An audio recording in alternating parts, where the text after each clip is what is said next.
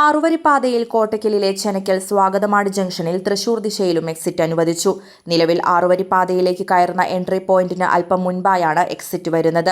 ദേശീയപാത വിഭാഗം ഉദ്യോഗസ്ഥരും ജോലിക്കാരുമെത്തി ഞായറാഴ്ച വൈകിട്ട് എക്സിറ്റ് തുറക്കേണ്ട സ്ഥലം അടയാളപ്പെടുത്തി. ഈ ഭാഗത്തെ തെരുവിളക്ക് മാറ്റുന്ന ജോലികൾ ഞായറാഴ്ച തന്നെ പൂർത്തീകരിച്ചു. എക്സിറ്റിനായി ഈ വശത്തെ ഭിത്തി വെട്ടുന്ന ജോലി തിങ്കളാഴ്ച തുടങ്ങും. കോഴിക്കോട് ദിശയിലേക്ക് എക്സിറ്റും തൃശൂർ ദിശയിലേക്ക് എൻട്രിയുമാണ് നിലവിൽ ചെനക്കലിൽ ഉണ്ടായിരുന്നത്. തൃശൂർ ഭാഗത്തേക്കുള്ള പാതയിൽ പുതിയ എക്സിറ്റ് വരുന്നതോടെ കോട്ടയ്ക്കൽ ടൗൺ, ആര്യവൈദ്യശാല തുടങ്ങിയ ഭാഗങ്ങളിലേക്കുള്ള യാത്രക്കാർക്ക് വലിയ ആശ്വാസമാകും. നിലവിൽ ഈ ഭാഗത്തേക്കും തിരൂർ ഭാഗത്തേക്കുമുള്ളവരെല്ലാം അതിനു താഴെയുള്ള ജംഗ്ഷൻ മുതൽ ചങ്കുവെട്ടി, കോട്ടയ്ക്കൽ ടൗൺ എന്നിവിടങ്ങളിലെല്ലാം പലപ്പോഴും വലിയ ഗതാഗത കുരുക്കുണ്ടാക്കാറുണ്ട്. ചെനക്കലിലെ പുതിയ എക്സിറ്റിലൂടെ ഇറങ്ങിയാൽ ചെനക്കൽ ആര്യവൈദ്യശാല റോഡിലേക്ക് എളുപ്പത്തിൽ കടക്കാം. രാജാസ് റോഡിലൂടെയും കോട്ടയ്ക്കലിലേക്ക് തിരക്കില്ലാതെ പോകാം. ഇപ്പോൾ മമ്മാലിപ്പടി എക്സിറ്റിലൂടെ ഇറങ്ങി ചങ്കുവെട്ടി വഴി ആളുകളെ കയറ്റി ചെനക്കലിലെ എൻട്രൻസ് വഴി ആറുവരിപ്പാതയിലേക്ക് കയറുന്ന ദീർഘദൂര ബസ്സുകാർക്കും ചെനക്കലിൽ നിന്നിറങ്ങി തിരിച്ച് കോഴിക്കോട് ഭാഗത്തേക്ക് പോകുന്ന ബസ്സുകാർക്കും ഈ ഭാഗത്തെ തിരക്കൊഴിയുന്നത് ആശ്വാസമാകും.